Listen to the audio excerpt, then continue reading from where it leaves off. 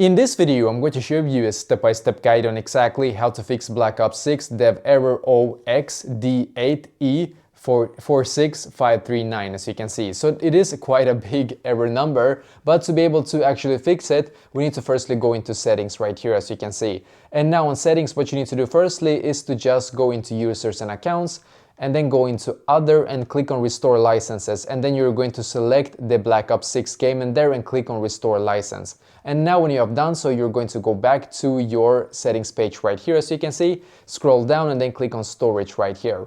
And make sure that your console storage right here is not 100%, because if it is, that can sometimes also cause a lot of error messages. So if it's like almost completely out of storage, you can just free it up by free it up from media gallery, or if you can delete some games as an example.